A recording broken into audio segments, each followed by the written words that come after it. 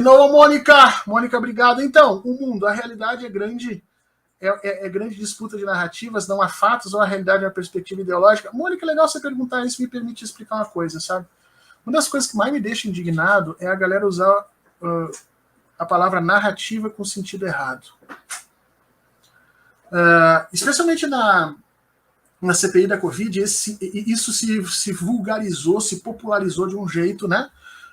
Os deputados do governo chamavam a construção retórica dos opositores de narrativas. Então, os outros fazem narrativas, eu falo a verdade. E aí narrativa passou a ser sinônimo de mentira. E isso é um absurdo, tá? Veja, a gente hoje entende na ciência que todo sujeito que é capaz de falar sobre o mundo produz sobre ele uma narrativa. Portanto, toda vez que você fala sobre as coisas, você produz uma narrativa. Milhões, bilhões de narrativas são produzidas todos os dias. Trilhões de narrativas são produzidas todos os dias.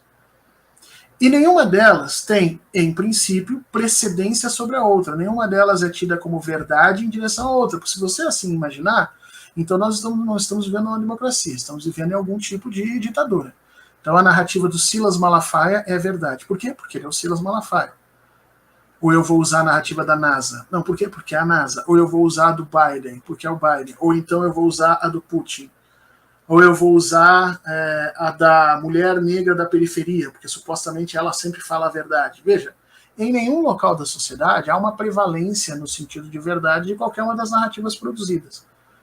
Portanto, tudo são narrativas, absolutamente tudo. O que nós temos que fazer é compreender quais essas narrativas estão mais próximas do sentido de verdade e quais estão mais separadas, porque nenhuma delas também é totalmente verdade.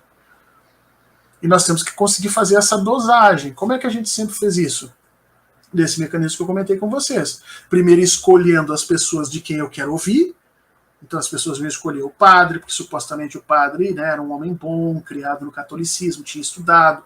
O professor, se não tinha o padre, o professor tinha o jornalista em quem eu confiava. Se não tinha o padre, o professor, o jornalista passa a ter o vizinho, né? Na falta de tudo isso tem o professor da minha filha, do meu filho. Então a gente escolhia efetivamente as pessoas em quem a gente se apegava. As narrativas deles sobre o mundo nos pareciam mais corretas e a gente fazia essa escolha. Nas redes sociais, quem faz essa escolha é o algoritmo por você. É completamente um algoritmo. E dane-se o resto. E a outra coisa que nós tínhamos criado eram essas 3 instituições de verdade, né? Então a academia sentava e pegava todas as narrativas sobre o universo. Aquelas que diziam que a Terra é o centro do universo, aquelas que diziam que o Sol é o centro do universo, aquelas que diziam que não tem centro nenhum do universo, e assim se pegava todas elas, a academia, né, e dizia, agora eu vou aplicar o método científico e vou dizer qual é que é a verdade e qual não é. E aí ela saía, magicamente, com uma das narrativas, dizendo, essa aqui é a verdade, pode embalar que é para você. Só que as coisas se tornaram tão complexas nos dias de hoje, a própria ciência se tornou tão complexa nos dias de hoje, e a gente discute coisas tão profundas nos dias de hoje, que nem mesmo a ciência hoje é capaz de te dizer o que é verdade do que não é. Sobre determinados assuntos, a gente literalmente não consegue chegar a consensos ainda. Claro que sobre o Sol ser o centro do universo, a gente já descobriu isso há um bom tempo, isso já não discute mais. Se bem que está discutindo, porque pode ser que não exista o universo, também não exista Sol, e tudo isso seja parte de uma grande matrix, e efetivamente a filosofia não tem como descartar esse tipo de posição. Então, na realidade, as 3 instituições que diziam o que era verdade ou não foram bagunçadas. Então, de novo, nos cabe, e aí é por isso que nós estamos nos sentindo cansados, né? Toda vez que eu converso com as pessoas estão se sentindo cansadas. Por quê? Porque para cada assunto, para cada opinião, para cada posição, as pessoas que têm um certo conhecimento sobre as coisas têm que empreender uma atividade de checagem extremamente exaustiva em cada um dos fatos que a gente ouve. Porque a gente não confia em mais nada. Então, fulano falou que o Lula disse tal coisa. Como é que é isso lá nos anos 90? Apareceu no jornal? Cara, legal, o Lula disse, maravilha, eu vou reagir a isso. Mas depois que eu destruí o jornal, a academia, o judiciário, que eu criei as redes, me chega no meu perfil que o Lula disse isso, puta, eu tenho que parar, ir lá no YouTube, achar a porra do vídeo do Lula, assistir a porra do vídeo do Lula, né? Verificar se não fizeram uma montagem, procurar numa outra fonte. Gente, para cada uma das coisas que eu vou falar, para cada uma das coisas que eu vou mencionar, para cada um dos julgamentos que eu vou colocar. Isso é muito cansativo. É tão cansativo que chega um determinado momento que as pessoas dizem assim, pra puta que pariu, eu vou confiar no Malafaia. Foda-se, eu não tenho tempo nem saco pra esse tipo de coisa. Então, tudo que o Malafaia disser, eu vou acreditar. E aí o Malafaia fica rico. Quer saber, Fernanda? Puta que pariu, não quero saber. Não. Eu vou confiar em tudo o que o Pazuello disser. O Pazuello é milico, eu adoro militar. Pronto, aí o Pazuello, né, vira chefe político no Brasil, como aconteceu com o Bolsonaro.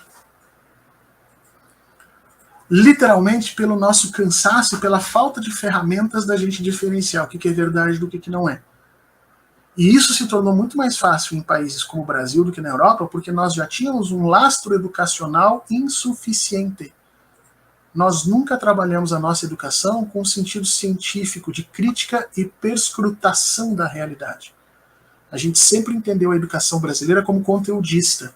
Vai lá e joga os conteúdos em cima da cabeça das crianças, faz uma prova e foda-se, eles têm que responder a prova. Nós nunca ensinamos a pensar. Essa galerinha que vota em Jair Bolsonaro ali não pensa. Compra a coisa pronta. Outras sociedades, especialmente ali, parte da europeia, parte da sociedade russa, que era a antiga sociedade soviética, desenvolveram níveis de educação crítica que lhes permitem efetivamente ter um julgamento melhor. E eles estão sofrendo menos com essa bagunça do mundo digital. Os Estados Unidos estão virados do cabeça para baixo. A educação americana, antigamente, era tida como uma das melhores. Hoje, os próprios americanos fazem pesquisa lá e mostram que é um lixo. A imensa maioria das pessoas não sabe nem o que está acontecendo. Nós precisamos dar um passo atrás nisso no Brasil e construir essas amarras, esses controles, reconstruir essas formas de pensar e de agir, todo um ethos, né, toda uma forma de pensar e agir dentro das redes para poder salvar a nossa democracia e salvar a população brasileira do papel que esses algoritmos vão trabalhar. Isso vai doer muito. Mas igual, lembra, narrativa não é sinônimo de mentira. Todo mundo produz narrativas. Nenhuma está certa e nenhuma é errada a priori. Todas elas precisam ser avaliadas, checadas. Existem vários métodos para a gente checar. Alguns são emotivos, eu confio no fulano, portanto acredito. Outros são mais críticos, eu vou verificar se a empiria, se as coisas realmente estão ali colocadas.